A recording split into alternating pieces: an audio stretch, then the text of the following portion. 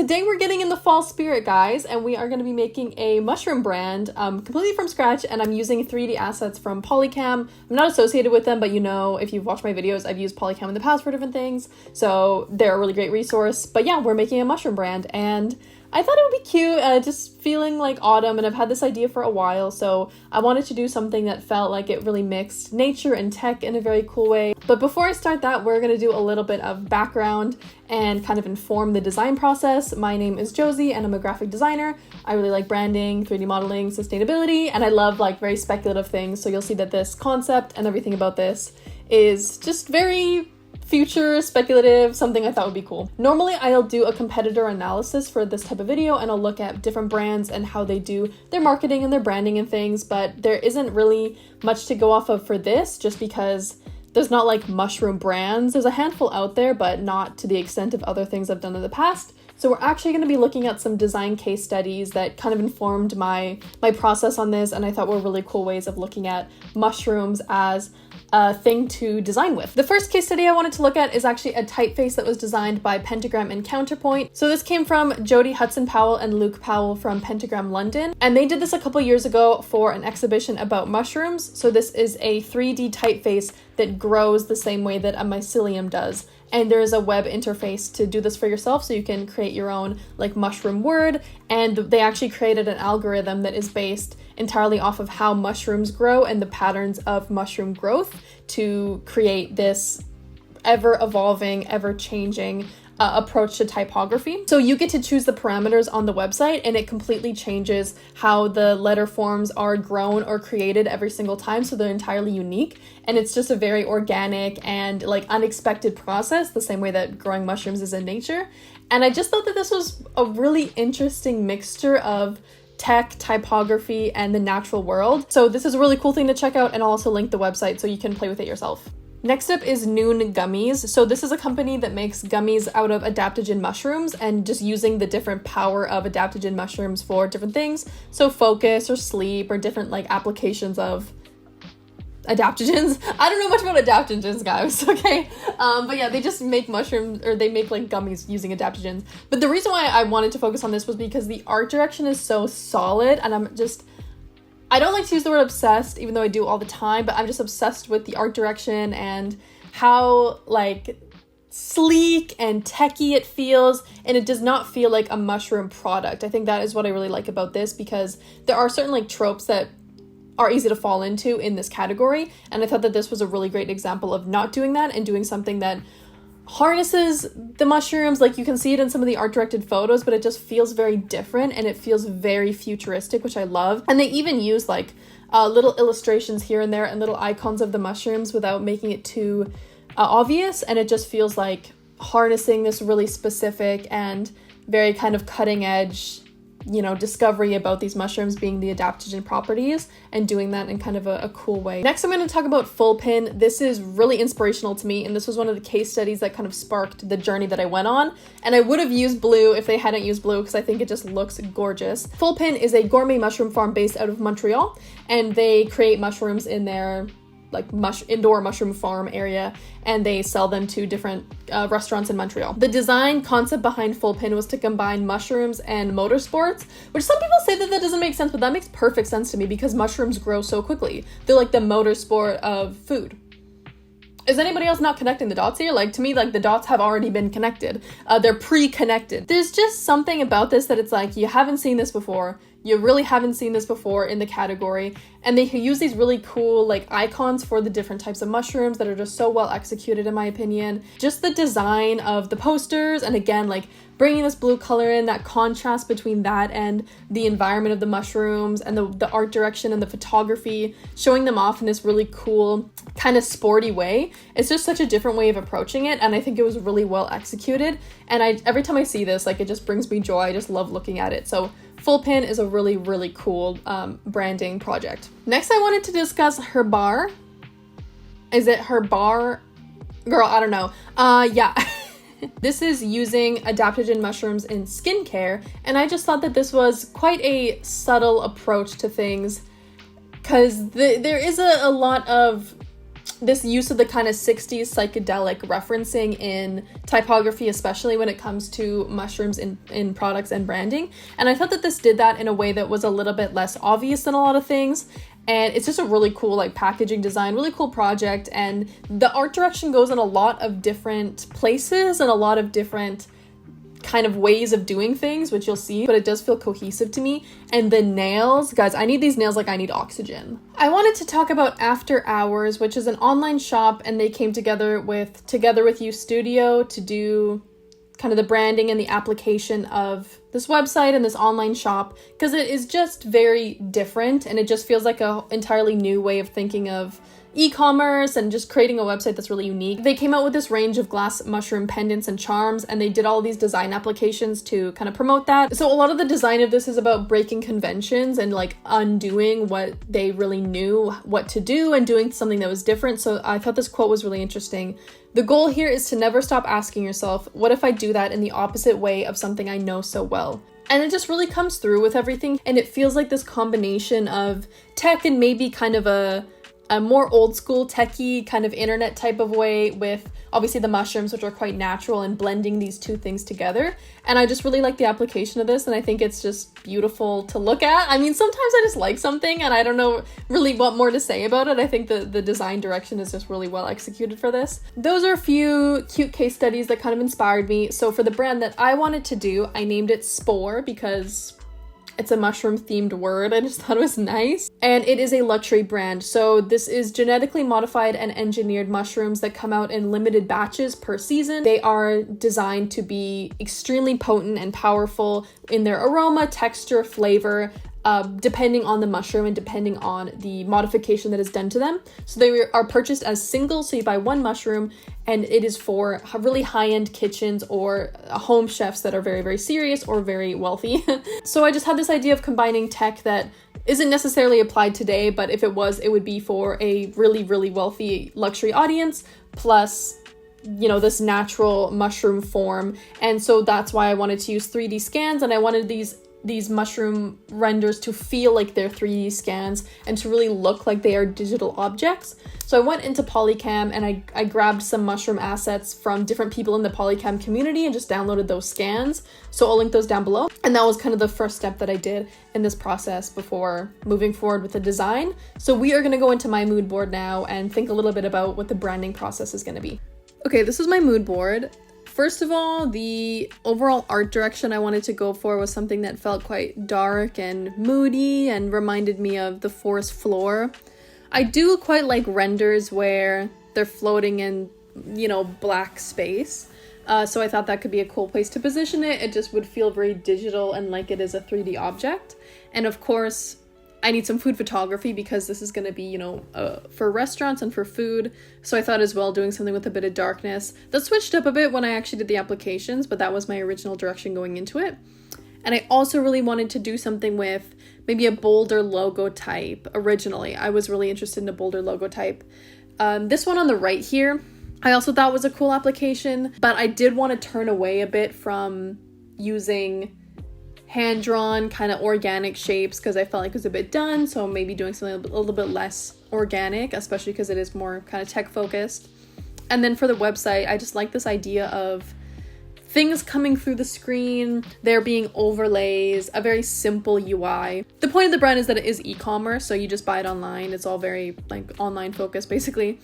And of course I wanted to have the shrink wrapped objects, the shrink wrapped mushrooms, and I wasn't sure if I wanted that to be aluminum shrink wrap or just plastic shrink wrap, so I went a bit back and forth on that one. Hopefully you can see kind of a thing coming together here. Normally when I make mood boards, I'm quite specific about things, so it's more, I want that specific thing about this image rather than these all fit in the universe and the vibe, just because I'm more referencing specific points because I tend to have something in my mind already of where I want to go.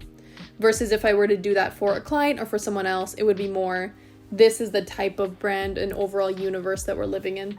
Typically, I will spend a very, very long time picking out typography because this is kind of the building blocks of a brand voice, everything that it's saying. Typography is huge in graphic design. And I was really inspired by Full Pin to do something that was bold, As you can see here, I did the kerning like crazy tight, so it was almost bleeding together. But I felt like that was a little bit too much like full pin. I also considered something a bit more rounded, kind of modernist. Again, looking into these italics, I actually really liked this rounded one. I was very, very close to using this one because it feels like the flesh of a mushroom, this rounded, kind of puffy, mushy sort of, what the fuck am I saying? It just feels mushroom-like, right? And then I thought, do I use a nice serif? Do I use maybe a monospace to put it more into that kind of digital realm? So these were some questions I was asking myself. I found this really nice serif typeface that I had. And this is just me like throwing in a tagline, just whatever I could think of. So what I'll usually do is I'll think, this is the logo type, and then what could the secondary typeface be? Let's put them all together and see what pairs together well and what looks good together. And I don't like logo icons, so I tend to just use a logo type. Yeah, I'm definitely on the anti-icon hive, because I just feel like all these I'm not gonna be rude, but graphic designers on the internet always go, why don't we combine these two shapes and now it's a logo? And everyone's like, oh my god, like you are literally the best designer on planet Earth. And I'm like, guys, we have got to get into the 2020s. Anyways, next is the color palette. So I thought, yeah, a bit basic, like let's do some greens and a beige because mushrooms. I did want to do red, but I already did red a while ago for my matcha brand that I did, Mesh Matcha, and I was like, I'm not gonna be repeating that, so let's do orange. And my type choices changed a little bit in the end, and I ended up using that serif that I liked for the logo type. But into the 3D space here, I'm in Blender. I used GLPF files, whatever the free one on Polycam is, because I don't have Polycam Pro. So everything I did was using the free version. Yes, this is free Polycam, imported whatever files they'll let me. And yeah, just threw this tree stump, I think I shaded it smooth, threw it into this scene with a black background. And just a single light, I think this maybe two lights, one or two lights. And this was the moment I knew that I was cooking something here. Once you hit it with that depth of field, I did depth of field for another model. I don't think I did it with this one. But once you hit it with that depth of field, that's when you know you're doing something. That's when you know you're doing something. And guys, if you are a photographer and you've ever thought about, getting into Blender, I say this every single video, you can really go nitty gritty in depth on the photography settings, and you can do whatever you can imagine in a 3D space using a camera. It's just like a real camera. So I played around with the lighting, and I wanted the light to kind of come over. It feels like the forest floor. That's really what inspired me, was feeling like you're on the bottom of the forest floor. And I just thought that the lighting for this was a really cool way of just doing something interesting and doing an animation. I always do things animated because I really believe in motion. And if we're doing things digitally, we have the opportunity to make things move in a way that you don't necessarily with analog means, so why wouldn't we? So I'm always making things a video. I love doing that. I also did want it to feel like this was a 3D object in a 3D space, not like we're actually in the forest. I did want it to feel like it was this 3D model.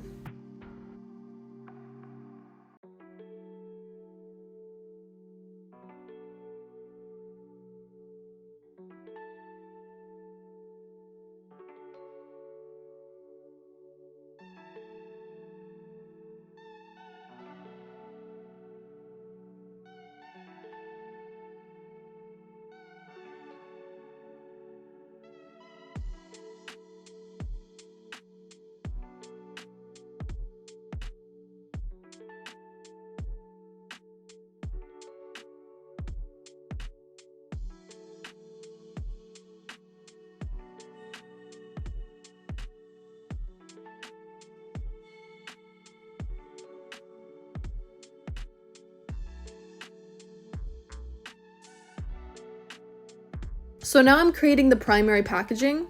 Primary packaging is the first thing that a product is in. Secondary packaging is like the box that you put a whole bunch of primary packages in.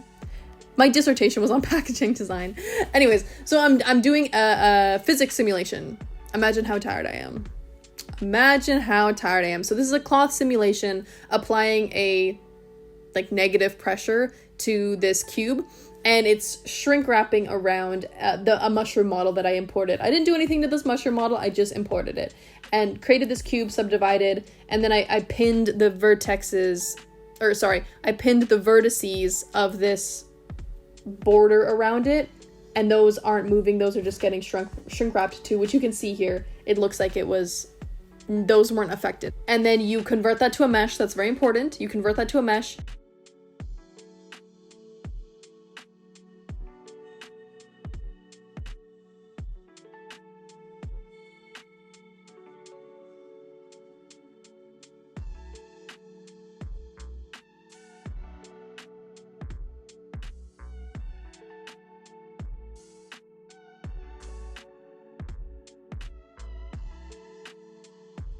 And then you can go in and smooth out the object that has now been created. So I'm here in the sculpt mode, and I'm just sculpting it to smooth things out, to make it look a little bit less wrinkly, and, you know, remove the clipping that is happening there.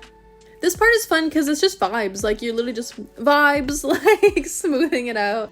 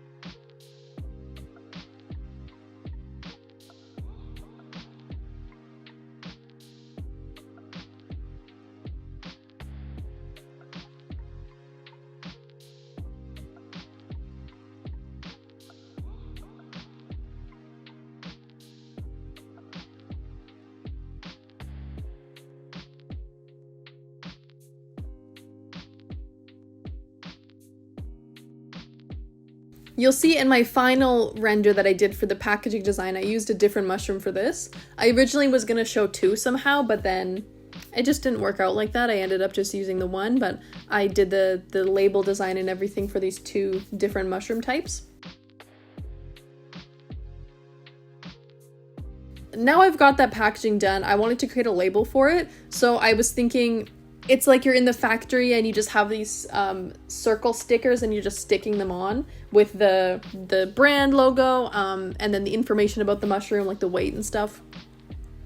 So I thought, what if we just put these circles into a shape of a mushroom? It kind of gives arrow a little bit, but also like kind of mushroom. So I didn't want to take this and use it as like a logo. I did want to keep the logo as the logo type. But I just thought it was cool to do for the packaging. So that's the reason why I didn't like push it really far and like keep going with that, just because, again, I'm not a big logo person. But yeah, I clearly have no clue how grams work because I put 2 grams, but in the end I ended up fixing that. And so the way that these mushrooms are titled is by like 1.3A, 1.3B, etc. It's just very short limited batches and done in this kind of like scientific way.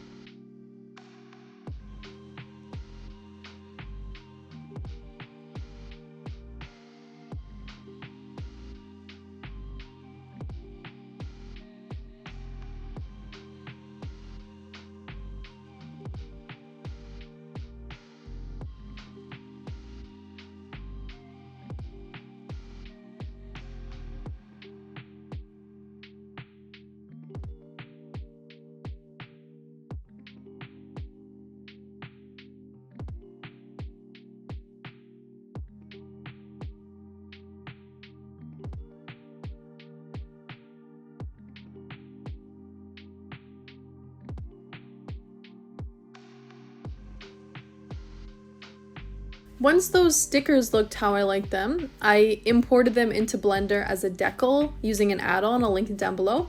So you import an image as a sticker and then it sticks to the object. And after that, you just have to play with the offset, obviously the scaling and how everything looks, but it's quite simple to use. The only issue that I have is that I downloaded it for my old version of Blender, and then in my new version of Blender it doesn't work, so I always have to do this in the old version, but I don't know if the add-on has been updated, so that's like kind of annoying. But I did that with this label as well on the top, and then I also added a barcode on the bottom. And this is just the easiest way for me to apply these different graphics onto things. I use this all the time. I tried doing a whole UV unwrap situation and it was miserable, so this is just the easiest way for me.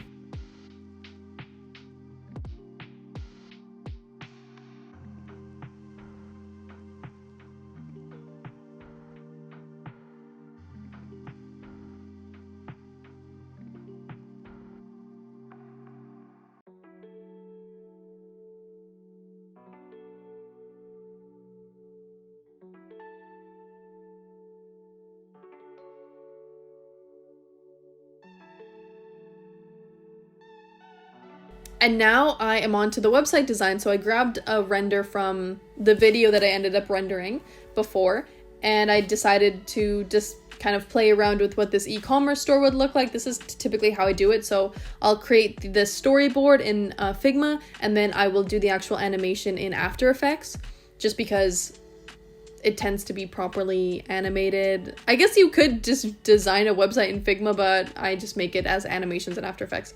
But anyways, I thought, okay, what can we do with this? Maybe like you scroll and the mushrooms come on screen after you've done this like enter the website thing that is like common with these mysterious luxury stores. I like to keep websites really simple and just something that doesn't feel like it's a typical template type of website. So I thought, you know, I could have this gradient and you scroll up and now you're seeing all the mushrooms, and then when you click on it, something happens. And I was trying to decide on what the background color would be. And you know, I wanted to use a chrome gradient. I always want to use a chrome gradient, but I had to stop myself. I said, not today. I need to do something different.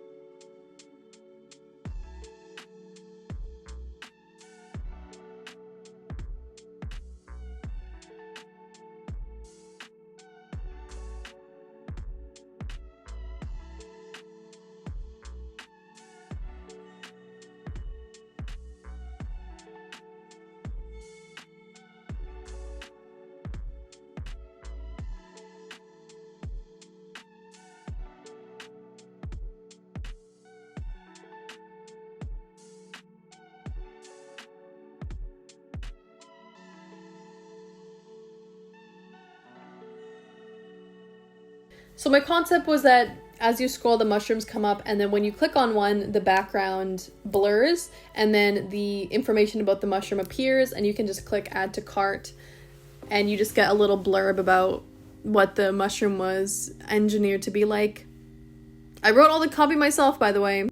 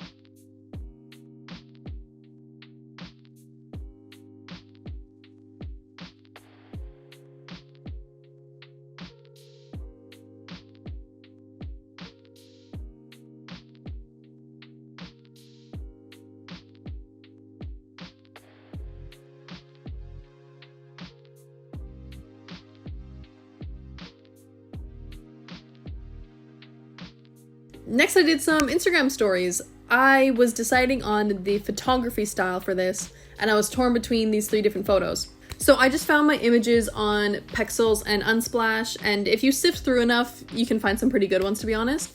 And I found that these 2 on the right had the same kind of art direction. Maybe I could repeat them. And in my mind, I knew it was right. In my mind, I was like, oh yeah, they're in the darkness, like plates coming out of the darkness.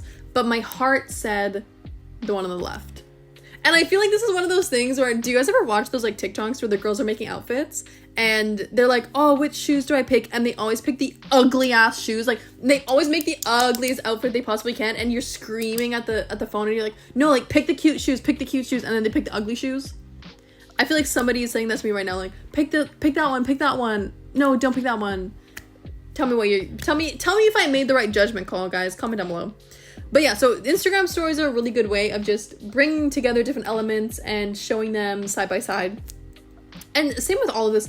At the end of the day, oh my god, can you guys see that? Thumbs down I just made. Okay, anyways, at the end of the day, like, creating these brand examples or these brand applications are just using the things that you have built and showing them in situ, which sounds obvious, right? But sometimes you don't even really think about that, and then you need to rethink about things when you're actually putting them into these different examples of how they would look in real world applications. If you want a branding project to look good and you're just starting out, just throw that on every possible type of touch point you can and just see what happens. Just see how it looks, see how far you can push it. And these different things come out of it. These different ways of doing things come from that, and that informs the choices that the brand makes more and more. This is why for my final outcomes, I don't do, this is the color palette, this is the typography, like, this is this. I'm not showing the audience brand guidelines. Brand guidelines are for the people who are using the brand guidelines, the people who are applying them. The audience wants to see how it looks and how it feels.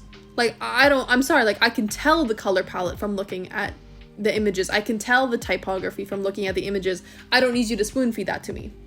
Like, that information is for a different audience. The case study information is for an audience who wants to see how it looks applied.